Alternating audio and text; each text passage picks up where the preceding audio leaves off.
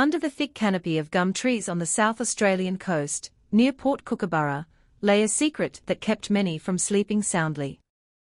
At first glance, Port Kookaburra was just a quiet fishing town. The sea breeze brought the smell of salt and diesel every morning. Kids ran barefoot on the dusty tracks, laughing, while the men readied their nets for the trawlers. Out on the estuary, a line of tinnies and old cray boats bobbed, waiting for the swell to die down. Nobody suspected that behind this calm, a tragedy was brewing in a backyard. A small-time local named Russell Flynn. The town knew him as Rusty. He was a small bloke, walked with a bit of a stoop. His face, at a glance, seemed harmless, almost simple. If you passed him on the street, you wouldn't think twice. He was often seen sitting alone at the local bakery cafe near the shops, nursing a mug of black coffee, giving the occasional stiff smile. There was no sign that behind that simple exterior, something dark was hidden. The locals knew him as a no-hoper. His small paddock was rarely worked. The gum trees on his bush block out back were left to grow wild. Yet, he always managed to get by, always had a way to cover his shortcomings. Sometimes he'd ask neighbors for a hand, claiming he was crook. Other times, he'd turn on the charm to borrow a few bucks. Nobody suspected that this overgrown bush block would one day become the most horrific mass grave in Port Kookaburra's history. The secret would be uncovered years later, but the shadows were there from the start. Back then, life in Port Kookaburra wasn't easy. A bad fishing season often meant the trawlers came home empty, the price of fuel went up and down, and a lot of drifters and seasonal workers would rock up at the main bus stop, looking for any work they could get for a feed. The bus stop outside the pub was always busy with these day labourers, ready to take any offer. Among that crowd, Rusty would often appear with a thin smile, offering work, clearing his block, fixing a fence. Nobody thought that simple offer could be the end of the line for some of them. But before we get to the grim details, we need to look at Rusty's childhood. He was born an only child. His father adored him. You could say he spoiled him rotten. When Rusty didn't want to help on the property, his dad let him be. When he was too lazy to help his mum, there was never a harsh word. Everything he asked for, he got. From that, a belief grew that he was the center of everything. That feeling stuck with him into adulthood. Unfortunately, he was small and often picked on by other kids. He became insecure, developed a chip on his shoulder. While other kids were playing footy or climbing trees, he'd often sit alone in a corner with a borrowed comic book. Instead of learning about courage or loyalty, he became fascinated by stories of tricks and power plays. He planted in his mind that the most valuable thing wasn't affection, but power over other people. Port Kookaburra grew up with a strong community spirit. If someone's roof blew off, the locals pitched in. If there was a wedding, all the neighbors would bring a plate and help with the setup. But Rusty was rarely seen at these things. He kept more and more to himself. People thought he was a bit of an oddbod, but since he never caused any real trouble, they left him alone. The days rolled on, the tide came in and out, until 1983. Music. That year became the start of a story that put Port Kookaburra on the map for all the wrong reasons. One day, Russell Flynn, that small man from Port Kookaburra. The septic tank behind Rusty's shack was full and kicking up a hell of a stink. Instead of calling a plumber or asking a neighbor, he chose to go to the bus stop to find a day laborer. That's where the tragedy began. But before we talk about the first victim, let's go back to the feel of the town. Dusty dirt roads, rows of gum trees standing like sentinels, and the sound of the surf crashing as the sun went down. At night, locals would sit on their verandas, having a chat over a cup of tea. No one suspected that on those same nights, behind a thicket of scrub, someone was nursing a dark intent they could never imagine. This was the paradox of life in Port Kookaburra. On one side, there was calm, kids laughing, and that spirit of pitching in. On the other, a dark secret was growing in silence. That secret wasn't sniffed out by anyone for several years. And when it was finally revealed, everyone was stunned. They couldn't believe that a small man, who seemed so harmless day to day, was capable of hiding such depravity. This story isn't just a crime story. It's also a mirror showing how affection gone wrong can create a fragile person. How insecurity and a lust for power can mix into a poison. And how a town that looks peaceful can hide a deep wound. The atmosphere in 80s Port Kookaburra was still very simple. Not every shack on the outskirts had reliable power. At night, the town was lit by streetlights, but his block was lit by kerosene lamps or small lanterns. Kids did their homework in the living room, while swatting away mozzies from the nearby swamp. The sound of the working boats heading out early was the town's typical music. At the small wharf, the fishermen would chat while mending their nets. The smell of sea salt mixed with the smell of diesel and fresh paint on the boats created an atmosphere you couldn't forget. In the midst of this life, Rusty withdrew even more. He rarely socialized, only occasionally showing up at the pub for a quiet beer. Even then, he'd keep his head down and leave quickly. The locals just thought he was painfully shy. No one suspected that inside him, envy and anger were growing. Every time he saw someone else respected, he felt small, ignored, and deep down, he harbored a desire to one day make people bow to him. Time went on, and fishing and the small farms remained the main income for the locals. Every season, the town was busy. But at Rusty's place, his bush block just got messier. Weeds covered the ground. Old gum branches were left to rot where they fell. From the outside, the place just looked like a lazy bloke's property who didn't care about his land. But who would have thought that right there, so many lives would be buried? The day his septic tank blocked up was really just a small problem. Anyone else would have called a mate or a plumber, and it's sorted. But for Rusty, who was stingy, that problem became the start of the tragedy. He preferred to find a cheap day laborer from the bus stop. That simple decision opened a dark door. From that moment, the path of Port Kookaburra began to change, without anyone noticing. At the Port Kookaburra bus stop in 1983, it was always busy from the morning. Coaches from Adelaide, Melbourne, or even further afield would pull in, dropping off passengers, most of them looking for work in this small town.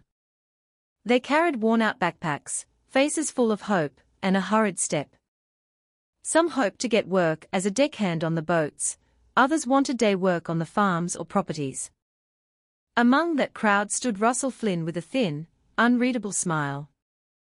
Rusty didn't stand out, he was small, his clothes were faded, and he spoke in a flat tone. But behind all that, he wasn't there to find work, but to find prey.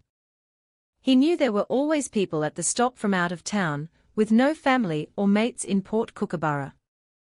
They were easy to talk to, easy to convince, and if something happened, no one would come looking for them straight away. That day, his eyes landed on an older bloke named Arthur "Artie" Grimes. He was thin, his hair was mostly grey, and from his accent, he was clearly from somewhere else. Artie had just gotten off the bus, carrying a canvas duffel bag with his clothes and a bit of tucker. He was looking lost, trying to find work, when Rusty approached him. In a quiet voice, he offered him some light work, clearing his bush block. The pay wasn't great, but it was enough for a feed for a few days. Artie, exhausted, nodded straight away, grateful that someone had bothered. On the walk to the house, Rusty walked in front, glancing back occasionally. He felt relieved that his hook had been taken so easily. But in the back of his mind, a dark thought appeared. He felt it was a waste, having to fork out money to pay this bloke. The thought spun around and around until it formed a strange whisper. He said to himself, if this bloke was gone, all my problems would be solved. When they got to the house, Artie started work straight away. He was digging a trench in the backyard to fix the septic drainage. The midday sun was scorching, sweat pouring down his face, but he kept at it, trying to do a good job. From a distance, Rusty watched him with a blank stare. Every swing of the shovel seemed to trigger a strange urge inside him. He felt powerful. This man's fate was now in his hands. The next few moments became the turning point. As Artie bent over, his back soaked with sweat, Rusty approached slowly. In his hand was a crowbar he usually used for pulling up old fence posts. A moment later, he swung it at Artie's head. A heavy thud broke the silence of the bush block. The old man staggered, then collapsed without a sound. The dirt, wet with his sweat, mixed with dark red. For most people, that moment should have brought regret. But strangely, Rusty felt a sense of relief mixed with satisfaction. He felt the power he had always dreamed of. For the first time in his life, he didn't feel small or looked down on. He felt like the master of someone else's life and death. That sensation stuck fast, stronger than any fear. Coldly, he dragged the body under the thick gum trees. He dug a shallow hole, then covered it with dirt and dry leaves. After he finished, he sat on the mound of dirt. He was breathing heavily, but his face was calm. No pity, just relief, as if an old burden was gone. In his heart, he said, "This is my way of getting power without having to try hard." That day became the start of a new habit. Every time his house needed fixing or the block needed clearing, he went back to the bus stop.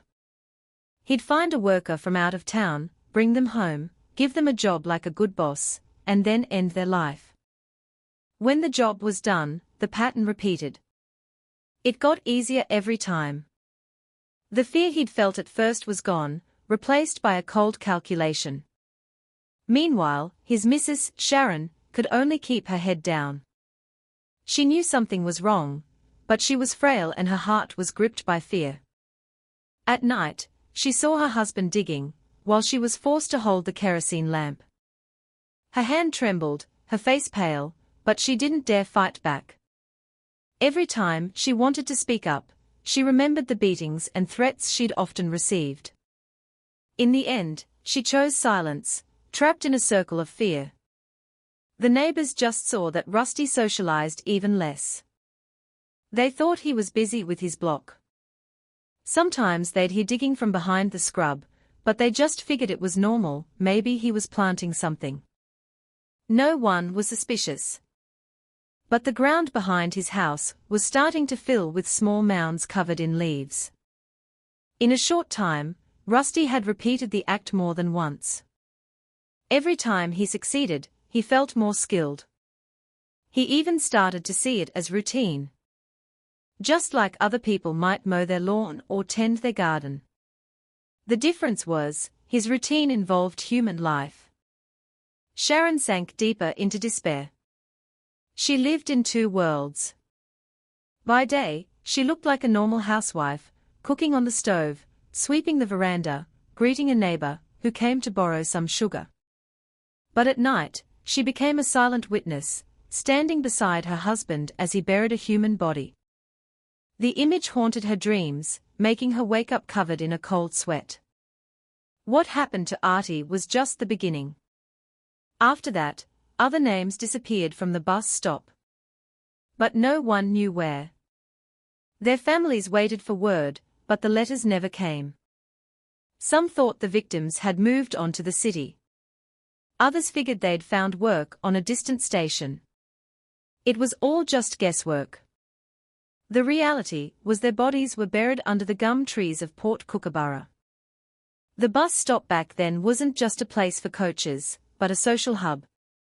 There were pie carts, a small kiosk, and the local cafe that was busy from morning.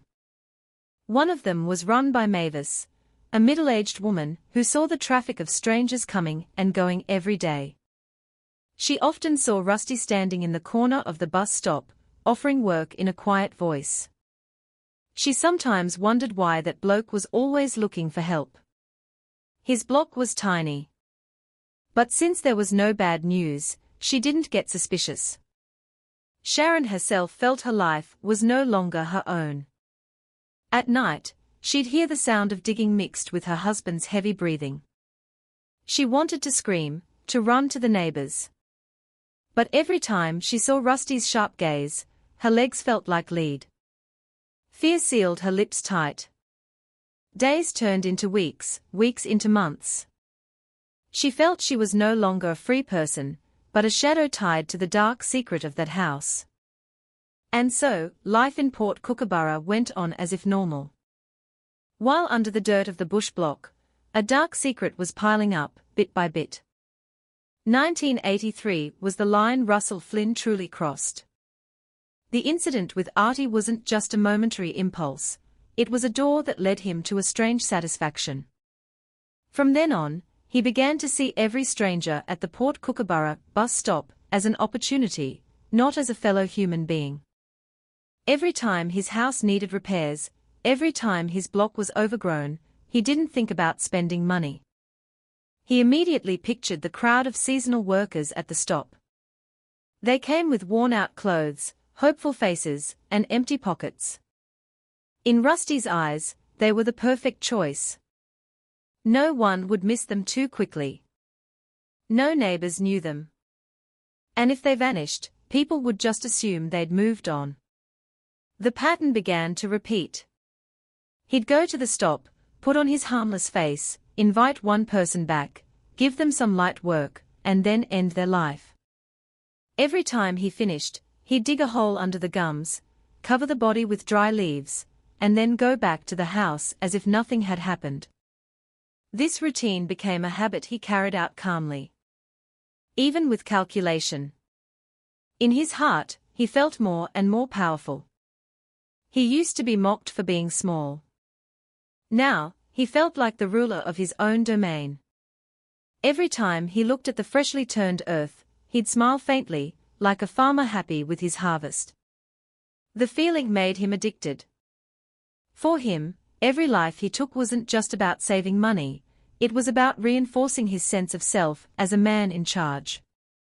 Meanwhile, Sharon was drowning in misery. She didn't just suffer his fists and his insults, she was forced to be a witness every night. The kerosene lamp in her hand shook, her face pale, her eyes puffy from tears that never stopped. She tried to block her ears, but the sound of the dirt being piled always came through. She wanted to report it, but who would believe a weak wife whose husband seemed so ordinary to the neighbors? Day by day, she started to lose hope. She cooked dinner as usual, swept the veranda like any other housewife, but inside she was empty. Every time she saw the neighbors laughing on their porch, she felt jealous. Why was her life so different? Why was she trapped in a house full of dark secrets? She began to get used to the fear until, finally, she stopped fighting back. Meanwhile, the townsfolk remained unaware. The mounds of dirt in the bush were dismissed as scrap heaps or old stumps. The smell of damp earth mixed with dry gum leaves was normal after rain. Even when digging sounds were heard at night, people thought Rusty was fixing a pipe or digging a post hole. No one guessed that every mound held the body of someone from far away. One day, Rusty went back to the stop. He saw a young bloke, built stronger than his previous victims.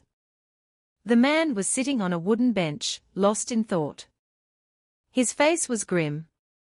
Looked like he'd just been dumped. Rusty immediately went over, offering work on the block. The man looked at him, then nodded. He figured any work would help him forget his heartache. On the walk to the house, Rusty thought, this one's different. He's stronger, more alert. But he was still sure he could handle it. When they got to the block, the man started digging. The hot sun made the sweat pour off him. But as his shovel hit hard ground, he was surprised to find something unusual. He bent down, scraped the dirt away, and saw a white bone sticking out. Rusty, standing nearby, suddenly panicked. His face went pale, a cold sweat on his brow. The young man looked over and asked innocently, "Was this block an old cemetery or something?" The question cut like a knife. Rusty's mind raced. If he tried to finish him now, it was too risky. The bloke was young and might have mates in town. Finally, with a shaky voice, he answered, "Maybe it's just an old grave." The young man was suspicious, but he was tired and didn't push it. A little later, Rusty made an excuse to stop the work. He said he'd continue tomorrow, and told the bloke to head off.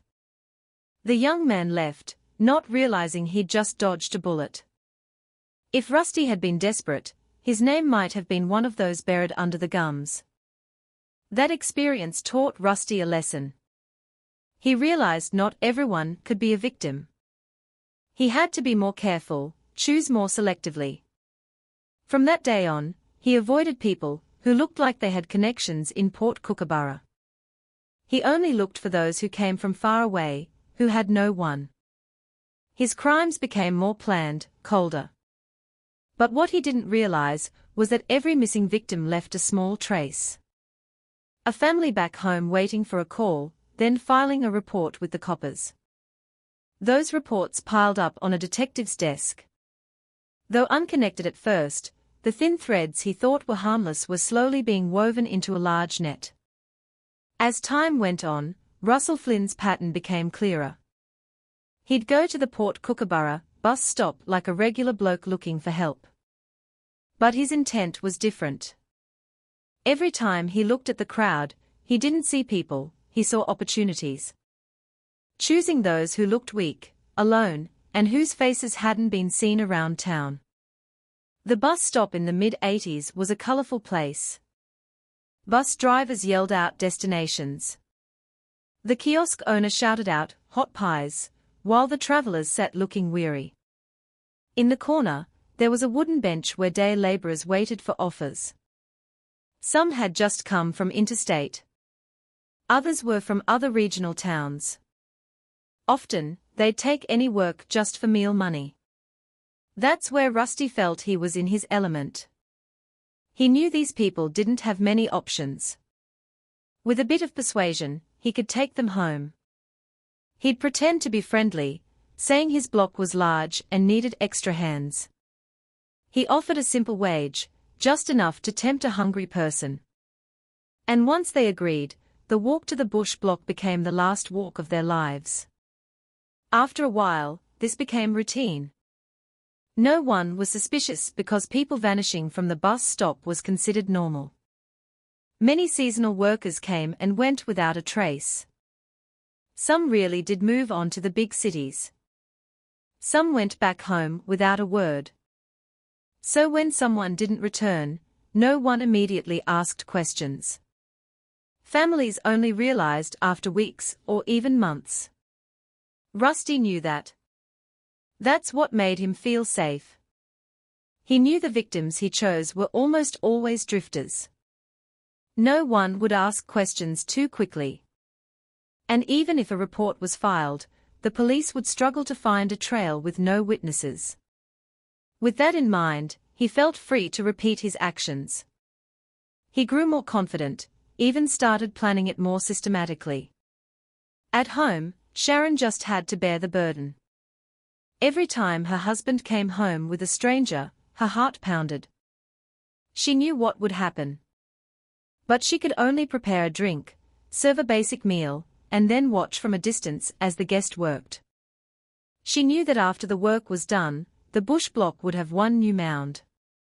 The neighbors just saw a stranger come for a bit, then leave. They figured the worker went home at night or moved on.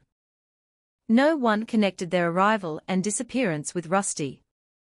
In fact, many were surprised that his once run-down shack was looking tidier. The walls were patched, the roof wasn't leaking, the fence was sturdy. All of it was the result of the labor of victims who were now gone. As time went on, Rusty started to feel his actions weren't just about saving money. He found a unique satisfaction in it. He felt stronger, smarter, and braver. That feeling closed his heart to any pity. Even when he looked into the face of his last victim before the end, he didn't see a person. He just saw a job that needed finishing. Meanwhile, the bus stop remained a silent witness. Mavis, the kiosk owner, sometimes watched Rusty, who came back again and again. She had wondered why that man was always hiring. His block wasn't that big. But since there was no obvious trouble, she forgot about it. It was just someone else's business. But much later, that small memory would become a crucial thread helping to tie the facts together. The victims' families back home started to worry.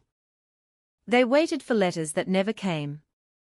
A mother in Victoria cried every night for her son who'd left for work and never returned. A wife in Queensland went to the local police station to report her husband missing. Those reports were sent to South Australia. From month to month, the reports multiplied, piling up on the detective's desk. But at the time, it was all still vague. No direct witnesses, no trail. Just a long list of missing persons. And in the bush block at Port Kookaburra, the ground became fuller with mounds. The gum trees stood tall, as if guarding the secret no one knew. For Sharon, every night was a nightmare. She slept with her eyes open, hearing the sound of crickets mixing with the sound of dirt being shoveled. She often wished someone would knock on the door, a suspicious neighbor, a police officer. But it never happened. She remained imprisoned in that house with the secret pressing down on her chest. Rusty didn't realize his bad habit was snaring him. Every missing person left a mark on a family's heart. Every report filed added to the pile at the police station. The net was being woven slowly, even if he couldn't see it. And when the time came, the bush block in Port Kookaburra could no longer hide what was buried beneath it. Behind every one of Russell Flynn's crimes, there was a woman living in a shadow of fear. That was Sharon Flynn, his wife, bound not by love, but by terror. From the start of their marriage, her life was far from happy. She moved into that shack with simple hopes, just a roof over her head. But what she got was a prison without bars. Sharon was the daughter of a farmhand. She was frail, often sick since she was a kid. Her family thought that by marrying her off to Rusty, at least she'd have a steady place to live. No one knew that decision was sending her into a living hell. From day one, she felt her husband's harshness. Rusty wasn't a loving man. He'd get angry over nothing, lash out if he wasn't happy, and treated Sharon more like a servant than a wife. The nights that should have been warm were just times for her to swallow her pain and tears. When Rusty started bringing strangers home, Sharon felt a new kind of fear. At first, she didn't understand. She saw her husband talking nicely to the workers, giving them food and drink, then sending them to work on the block. But as night fell, she'd hear a muffled cry, the sound of a heavy blow, and then a long silence. Her husband would then come in, his face cold, and tell her to get the kerosene lamp.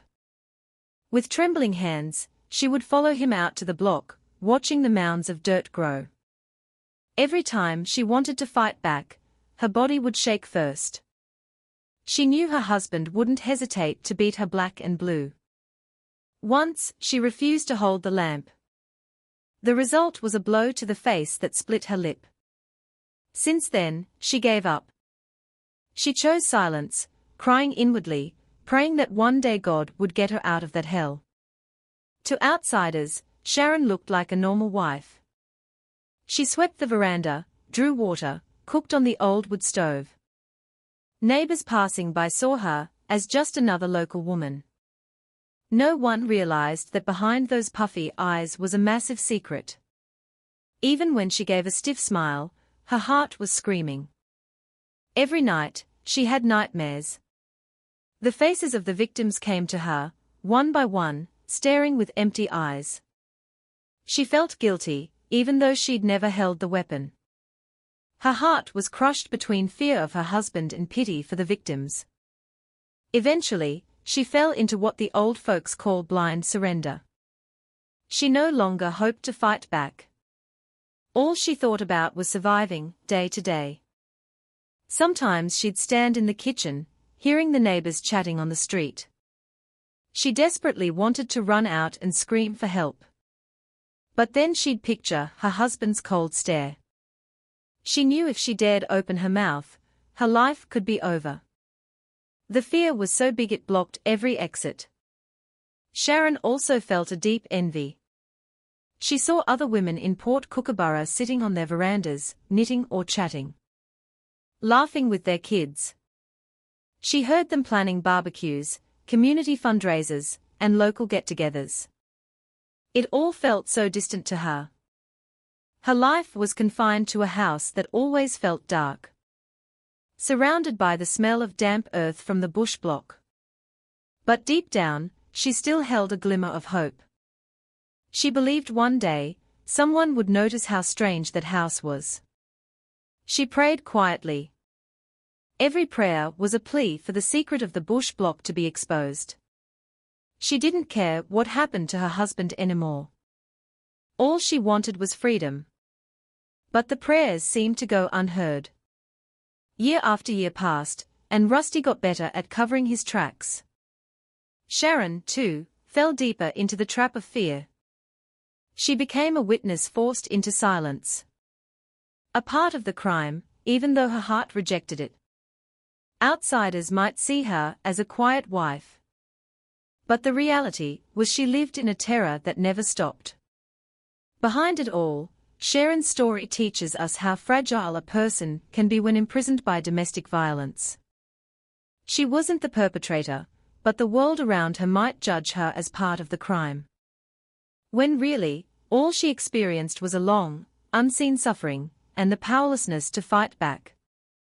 Her story makes us wonder, can a wife trapped in fear still be called an accomplice? Or was she just the second victim, after all those poor blokes? That question would follow her until a court decided her fate. But for those who understand the suffering of an abused woman, the answer was already clear. Sharon was just a broken person who never got the chance to fight back. Russell Flynn became more engrossed in his new habit. Every time there was a new victim, it felt like routine. But over time, he realized one problem was starting to bother him. The ground on his bush block was running out of space for the small mounds. Too many holes, filled in a hurry, were leaving suspicious dips in the earth. On hot days, a bad smell started to rise from the ground. Neighbors walking past would scrunch up their noses, wondering why the block stank. But with no proof, they moved on. Only Sharon grew more afraid. She knew the more mounds there were, the greater the chance the secret would be uncovered. But her mouth stayed locked in terror. Rusty finally decided on a new method. He dug a massive hole in the back corner of the block, far from the road. The hole was deep enough to hold several bodies at once. For him, it was more efficient. He wouldn't have to dig every time. Just one big pit he could use over and over. In his mind, this wasn't about covering his tracks anymore, it was about managing his work to make it easier. The digging took him several days. Every night, with his wife holding the lamp, he shoveled dirt until he'd formed a large pit. Sweat poured off him. His hands ached, but his face stayed cold. For Rusty, that hole was a sort of secret storage.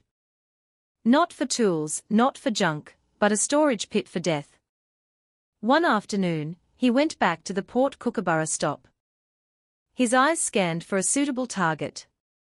This time, he found a young man named Steve. The bloke had just arrived from interstate. He looked healthy, his face still fresh. He seemed confused, sitting on the bench with his worn-out bag. Rusty approached him kindly, offering work on the bush block. Steve agreed without a second thought. He needed the cash and had nowhere else to be. They walked to the house in Port Kookaburra. When they got to the block, Steve started digging as instructed. But what he didn't realize was that he was digging right on top of the large, freshly covered pit. The afternoon sun made him sweat bullets. His shovel hit the ground over and over until suddenly, there was a loud crack. The tip of the shovel had hit something hard and dry. Steve was curious. He crouched down and scraped with his hands. Instantly, he saw a piece of white bone sticking out of the dirt. He stood up, frowning. He looked over at Rusty, who was standing nearby. Innocently, he asked, "Did this place used to be a graveyard?" Rusty's face instantly went white. His breath caught. His mind raced. If he finished this kid now, the risk was high. Steve was young, his face memorable, and he might have family who'd come looking. Quickly, Rusty tried to hide his panic. He gave a stiff smile, saying it was probably just an old bone from way back. He told Steve to keep digging, but his eyes were nervous. Steve was a bit weirded out, but he still needed the job, so he didn't argue. As evening approached, Rusty made an excuse to stop. "That's enough for today," he said, and told Steve to go home, promising to call him again. Steve accepted and left the house. He never knew he'd just escaped death. If Rusty had made a different call, he might not have gone home that day. That experience was a turning point in how Rusty chose his victims. He became more careful. He avoided anyone too young, or who seemed to have local connections. He only dared take those who looked truly alone, came from far away, and nobody knew them. The large pit on his block eventually filled up, slowly. Body after body was dumped in. Sharon sank deeper into despair. Every night she watched her husband haul a lifeless body, drop it in the large hole, and cover it with dirt. The lamp in her hand shook. Sometimes she nearly dropped it, her body trembling so hard, but Rusty just stared at her coldly, as if to say, "Don't you dare." Time passed, the large pit filled up. The stink got worse. When the sea breeze blew, Sharon felt like she could hear moans from the ground. She covered her ears, but the sound echoed in her heart. She felt her house was no longer a home, but a gateway to hell, swallowing people one by one. Outside the fence, the locals lived as usual. Kids played hide and seek. The men hung their nets. The women gossiped on their verandas. They didn't know that just a few steps away was a large pit full of innocent bodies. The secret remained hidden, as if the gum trees were silent witnesses, unable to speak. One time, Russell Flynn went back to the Port Kookaburra stop to find another worker. He felt confident after successfully covering his tracks. The stop was busy as usual. Coaches came and went. The kiosk was doing a brisk trade, and the drifters sat waiting. Among the crowd, his eyes fixed on a young man named Darren. Darren had just come from Adelaide after a bad breakup. He wanted to work somewhere remote to forget his ex. He was thin but strong. His face still held a trace of sadness. To Rusty, Darren looked like the perfect victim. A drifter, no family in town, and easy to talk to. With a friendly voice, Rusty offered him a job. He said his block needed clearing. The pay was decent for a few days.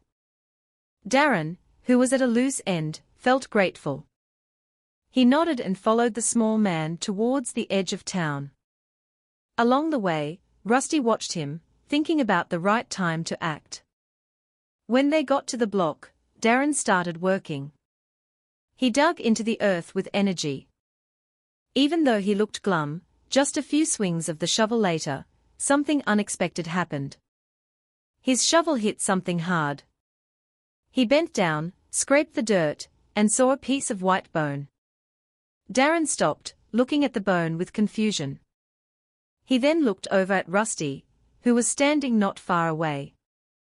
Innocently, he asked, "Was this block an old graveyard?"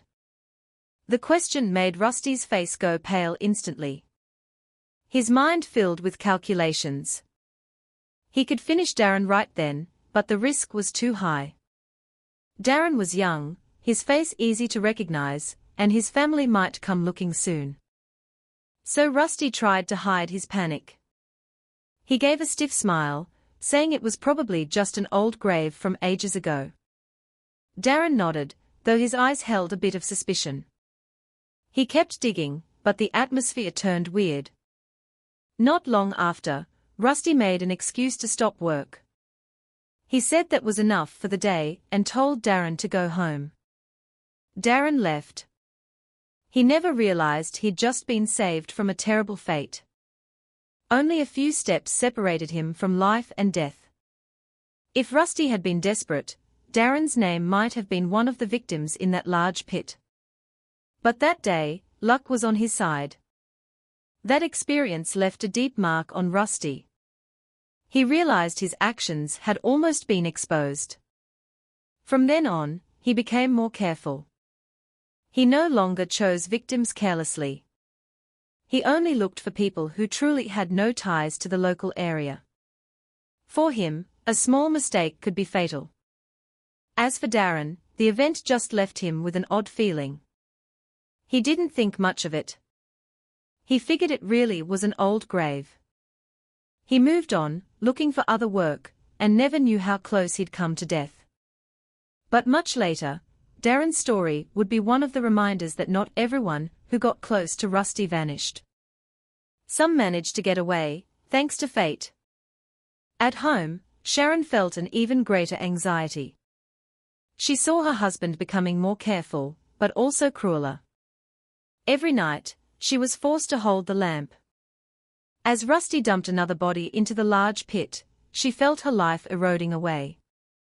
The fear mixed with guilt meant she never had a peaceful night's sleep.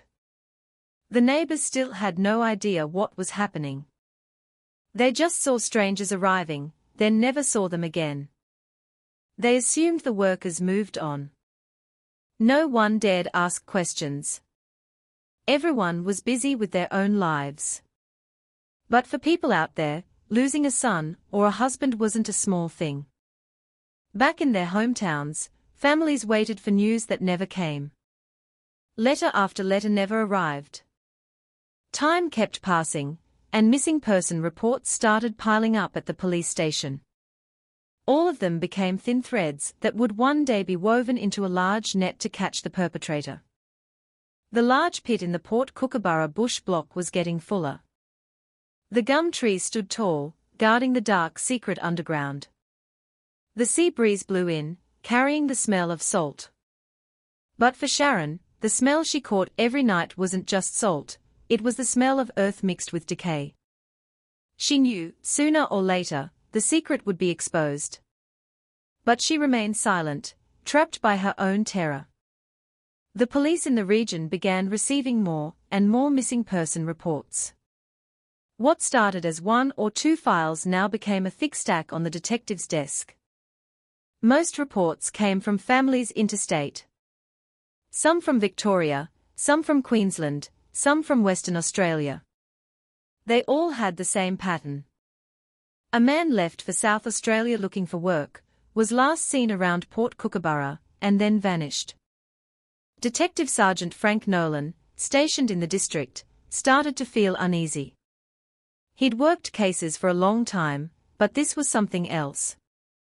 How could so many people disappear from one small area without a trace? He sat for hours, staring at the files, trying to find the common thread.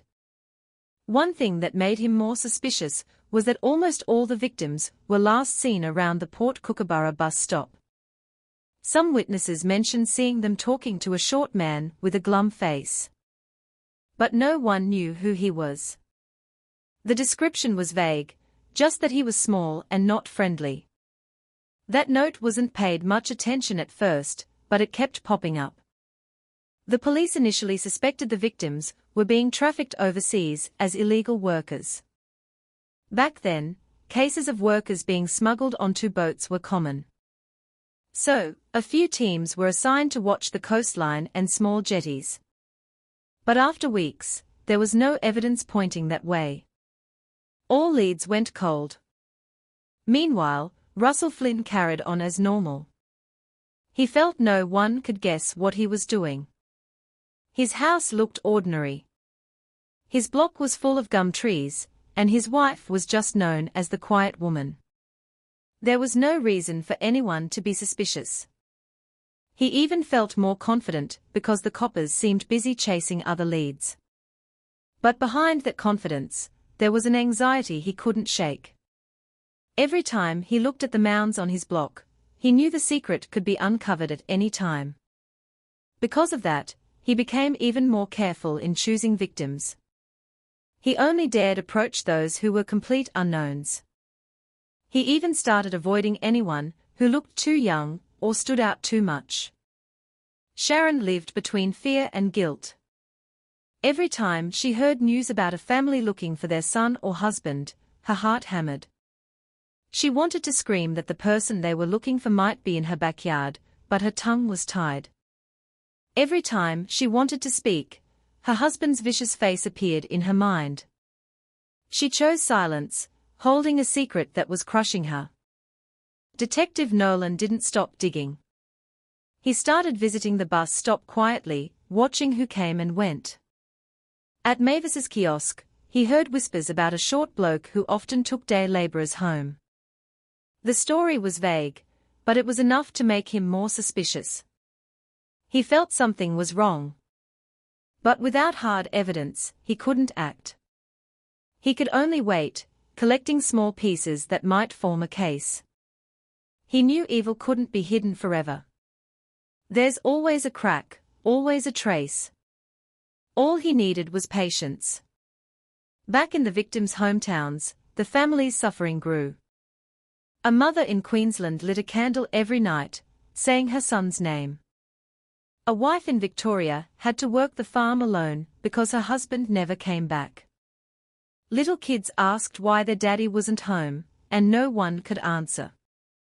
In Port Kookaburra, the gum trees stood tall. The sea breeze blew in the salt. But behind it all lay a dark secret. The large pit on Rusty's block was getting full.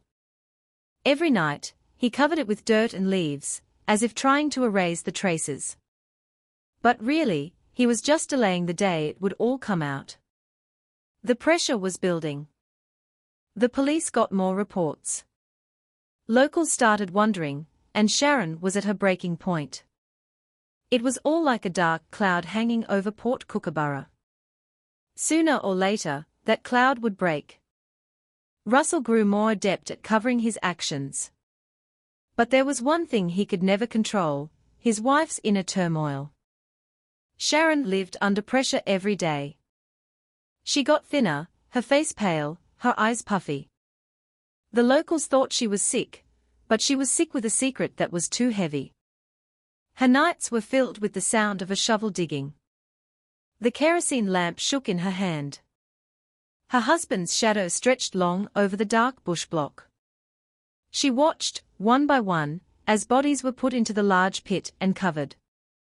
Every time the dirt hit a body, she felt like she was being buried too. She wanted to close her eyes, but the sound of the shovel kept going. The fear made her lose the will to live. She rarely spoke to neighbors, rarely left the house, and mostly just sat staring blankly in the kitchen. Kids in the area called her the quiet auntie because her smile never lost its sadness. Sharon desperately wanted to scream, but the image of her husband's fist kept her mute. Russell Flynn treated his wife not as a partner, but as a tool. For him, Sharon's only purpose was to cook, clean, and be his silent witness. He didn't care about her tears or her pain. He even felt comfortable that someone else shared the secret. Even though Sharon never spoke, her presence gave him a kind of guarantee that his secret was safe. But what Rusty didn't understand was that every emotional wound he inflicted on Sharon was piling up. Eventually, that pain became a silent scream that couldn't be muffled forever. She might be quiet, but her heart screamed every time she heard news of a missing person. She knew one day that scream would find its way out. In the victims' hometowns, the suffering deepened. Letters from families kept arriving at the police station. A mother from Victoria wrote, with a shaking hand, begging them to find her son. A brother from WA came straight to the station in SA, carrying a photo of his missing sibling. All of this convinced the detectives that something big was hidden in their patch. Detective Frank Nolan felt the pressure mounting. He looked at the stack of files on his desk, as if looking at the faces of the victims. He knew that out there, families were waiting. Kids were missing their dads. Parents were crying every night. He couldn't just sit back. But without real evidence, he couldn't act rashly either. Meanwhile, Russell Flynn felt increasingly calm. He believed no one could guess what he was doing. His house still looked simple. His block was full of gums, and his wife never left the house. Everything looked normal to the neighbors. He even felt safe, because the police seemed busy investigating human trafficking.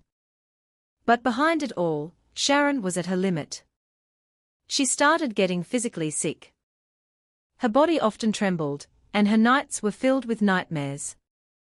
She dreamed of being chased by the victims' faces, staring at her with empty eyes. She'd wake up in a cold sweat, then sit in the kitchen corner, crying in silence. To the neighbors, the house became more mysterious. They rarely saw Sharon out. If she did come out, it was just for a moment to buy milk or bread, then she'd hurry home. Her eyes never met anyone's for long. Some of the women whispered, thinking she was having a mental breakdown. No one knew she was actually guarding a massive secret. As the large pit in the block filled up, Sharon felt she couldn't breathe. She didn't know how much longer she could last. She wished someone would just knock on the door, ask what was wrong. But day after day passed with no one suspecting. The secret stayed buried, just like the bodies. But life can't be covered up forever. Every action leaves a trace. Every lie has a crack. That dark secret was still buried, but small signs were starting to show. The police got more reports. Locals noticed the strangeness, and Sharon's heart was breaking. It was all like fine threads being slowly woven into a large net. And when the time came, that net would close tight, bringing Russell Flynn to the end of his arrogance. But before that happened, there were many more nights for Sharon to endure in fear. Many more families waiting for news that would never come. And a bush block that continued to keep its secrets in the ground. Russell Flynn's house in Port Kookaburra looked, from the outside, like a simple shack. Weatherboard walls, half-rotten, an old tin roof, and surrounded by thick gum trees. But for anyone who dared go deeper, the house was a trap. It was no longer a normal family home, but a dark space that swallowed people.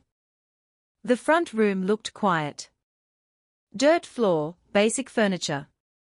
An old wood stove sat in the kitchen, where Sharon often cooked with a grim face.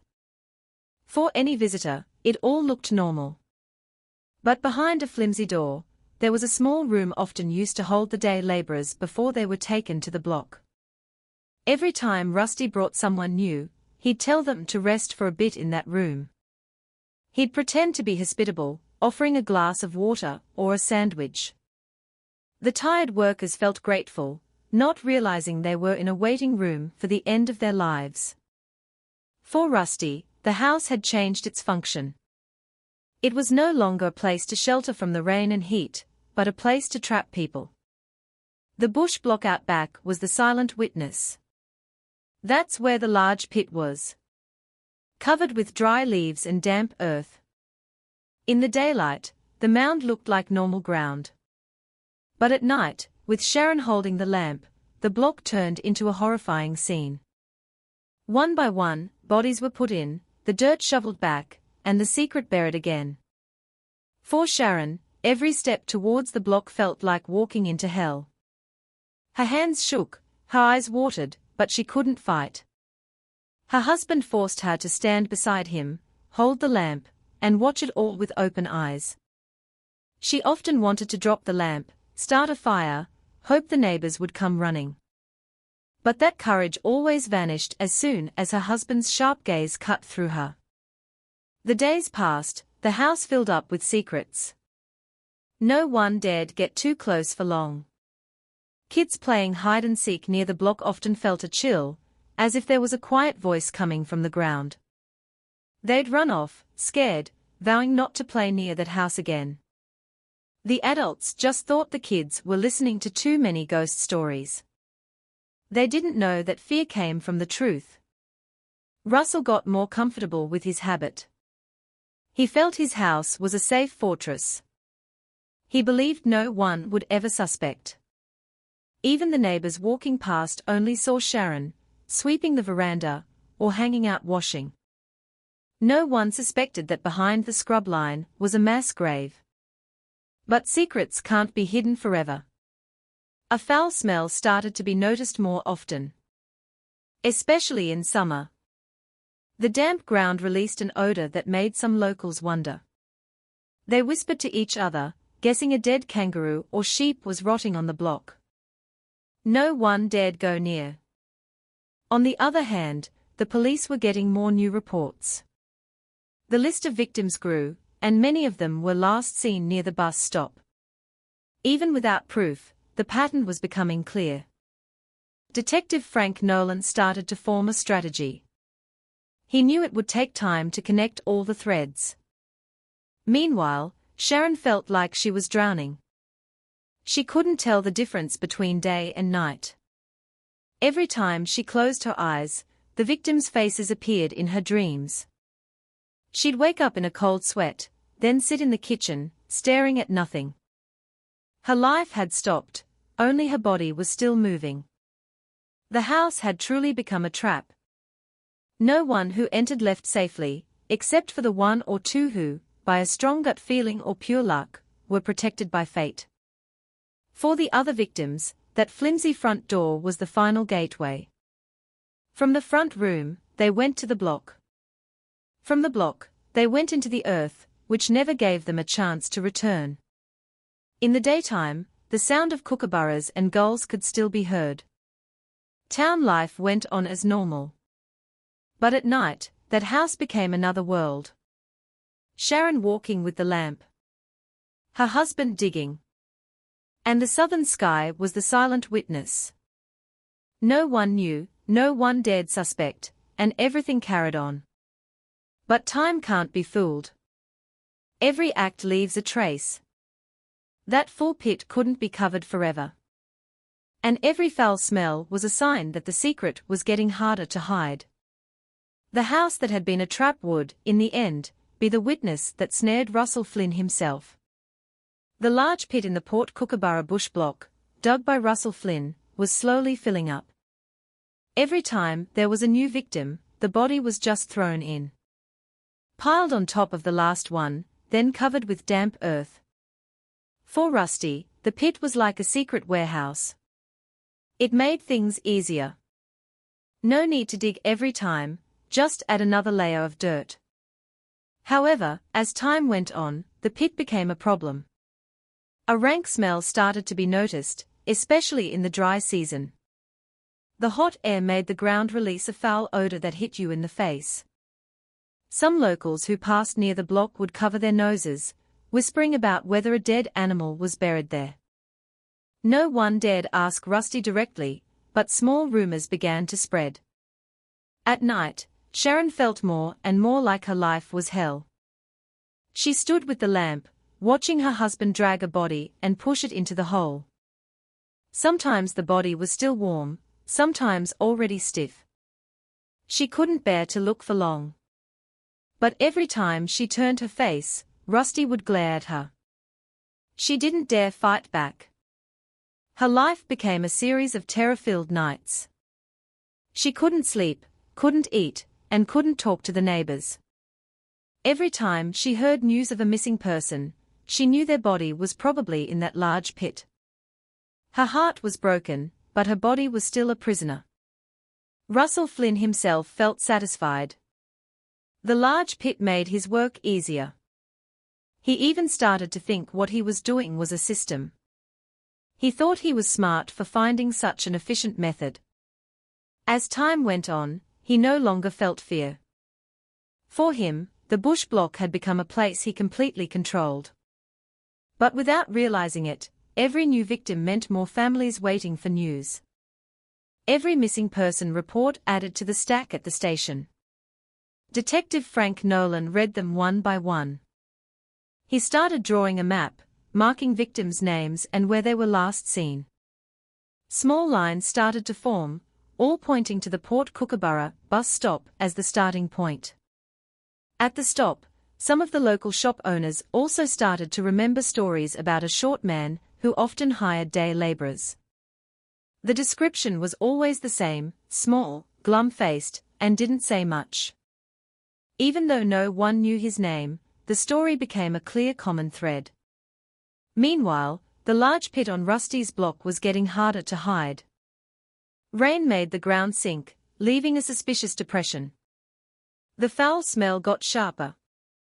There were even nights when Sharon felt she heard a moaning sound from the ground. She would sob, begging for forgiveness in her prayers, hoping God would end her suffering soon. Neighbors who passed by often whispered, but they didn't dare accuse. In a small town, accusing someone without proof is a big deal. So they stayed quiet, even though they felt uneasy. The bush block eventually became a place to be avoided, especially by kids who had played nearby and felt a chill. Russell still felt safe. He didn't know the circle of suspicion was closing in on him. The large pit he saw as his secret warehouse would, in fact, become the evidence that would one day swallow him. Every mound of dirt, every foul smell, and every depression was a sign waiting for its moment to speak. The nights kept passing, the pit got fuller, and Russell Flynn remained convinced he would never be caught. But really, the clock was ticking down. All the tracks he thought were gone were just covered up. And when the secret was finally exposed, that large pit would be the primary witness that damned him before the law. One hot afternoon in 1985, Russell Flynn was back at the Port Kookaburra bus stop. He felt it was time to find a new worker. The stop was busy as usual. Coaches came and went. The kiosk owner was yelling out orders, and the drifters sat waiting, looking tired. Rusty watched carefully, picking who he could take home. His eyes landed on a young man named Steve. He was well-built, his face still young, and from his accent, he'd clearly just arrived from interstate. Steve looked lost, sitting on the wooden bench holding his worn-out bag. Rusty approached, offering work clearing the bush block for a daily wage. Steve, needing the money, agreed straight away. They walked together towards the edge of town. When they got to the block, Steve started working with gusto. He dug the earth, moved dry gum branches, and cleared away the scrub. Rusty watched from a distance with a cold face. He was waiting for the right moment. But fate had other plans that day. As Steve was digging, his shovel hit something hard. He bent down, scraped the dirt, and found a piece of white bone. He stared at the bone, puzzled, then looked over at Rusty. Innocently, he asked, "Was this block an old graveyard?" The question made Rusty's face go pale instantly.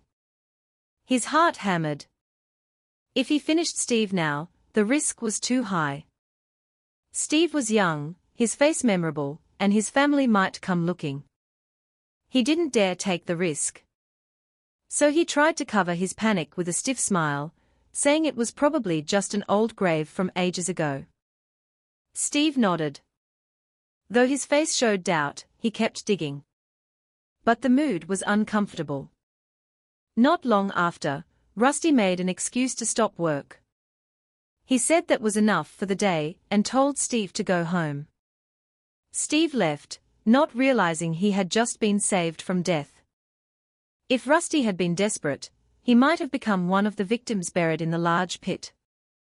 But that day, fate was on his side. He went home safe, leaving Port Kookaburra without knowing the dark secret that had almost swallowed him. For Russell Flynn, the incident was a warning. He realized his mistake could have exposed everything. From that day on, he became even more careful choosing victims. He no longer dared approach anyone young or healthy. He only picked those who looked weak, alone, and had no ties to the locals. At home, Sharon felt an even greater fear. She saw her husband becoming more careful, but also crueler. Every night, she was forced to hold the lamp, watching body after body being put into the hole. She felt her soul eroding. The victims' faces appeared in her dreams, making it hard to tell reality from nightmare. The neighbors still didn't realize what was happening. They just saw a stranger arrive with Rusty, then never saw them again. They figured the person moved on or went home. No one dared ask. But far away from Port Kookaburra, the victims' families couldn't stay silent. They waited for news that never came, then reported it to the police. Each new report strengthened Detective Frank Nolan's belief that something was wrong around the bus stop. He started to suspect a pattern. Even though he hadn't found hard evidence against Rusty, the large pit on his block continued to be a secret storage. He still felt safe. But the signs were starting to appear. He didn't realize that every step he took was bringing him closer to an unavoidable end. The large pit he'd considered his warehouse of death would, in the end, be the witness that trapped him. At the district police station, the pile of missing person files grew higher. Every week, a family would come in with a similar story. Their son left to find work. Last seen at the bus stop. Then vanished. Some brought a faded photo, some just the last clothes the victim owned. Tears and prayers mixed, creating a scene that shook the detectives. Detective Frank Nolan sat for a long time in his office. His face was stern, but his eyes held a deep unease. He'd handled many cases, but this was different. No body, no witnesses, just names disappearing one by one. He felt like he was chasing a shadow that always vanished when he got close. He started mapping every report on a large whiteboard. Small lines connected the last known locations. Almost all of them stopped at the Port Kookaburra bus stop. From there, the trail went cold. This pattern was too clear to ignore. But without real evidence, he couldn't accuse anyone. Some of his colleagues suspected the victims were being sold overseas as illegal labor. That theory made sense, as human trafficking was a real issue. A team was even sent to the small ports to monitor traffic. But the result was zero. No large network could be found.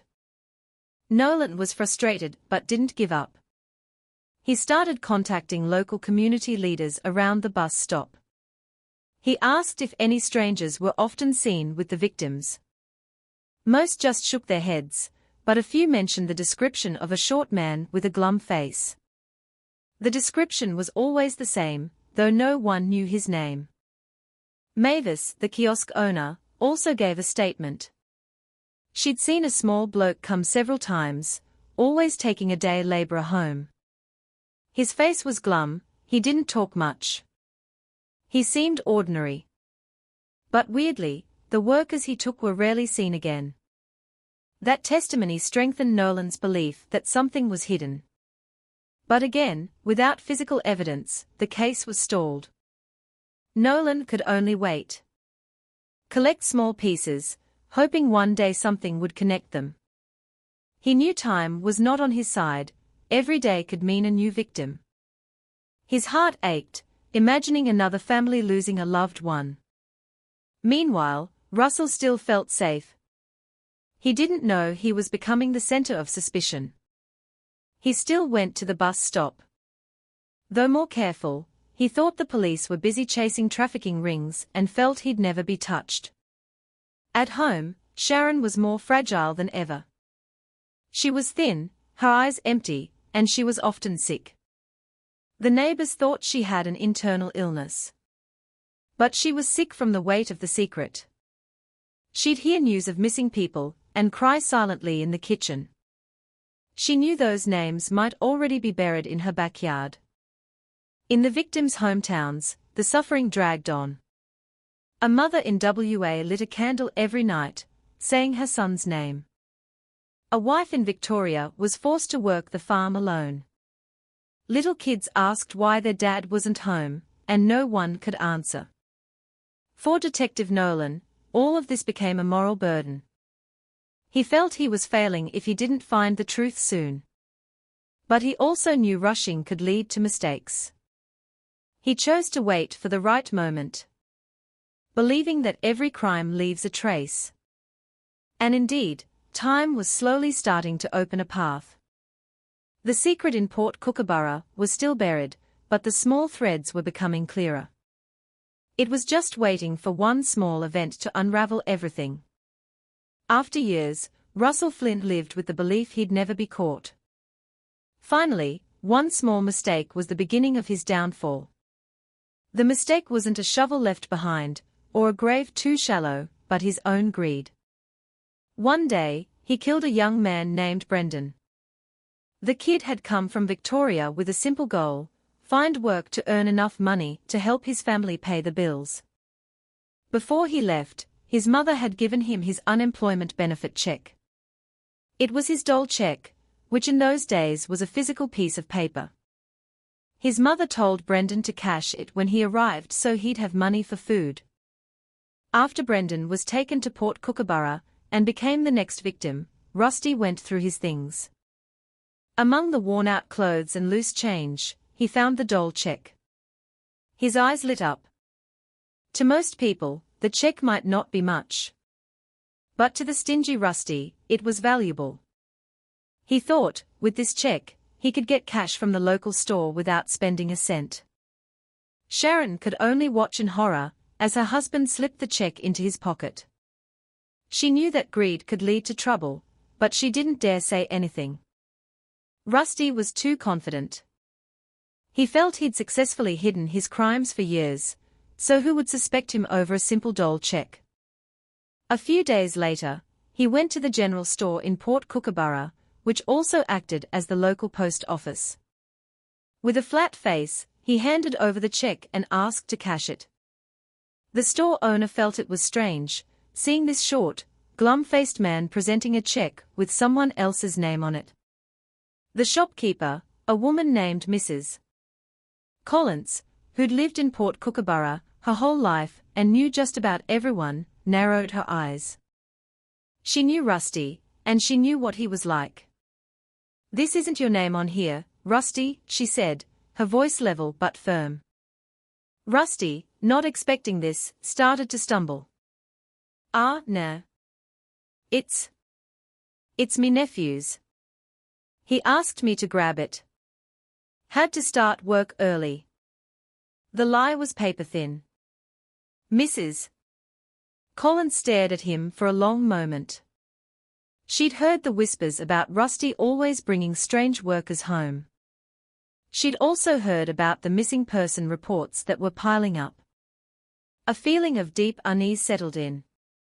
"I don't think I can cash this one for you, Rusty," she said, pushing the check back. "The person whose name is on it has to come in themselves." Rusty snatched the check, his face flushing with anger and embarrassment. He muttered something under his breath and hurried out of the shop. But it was too late. Mrs.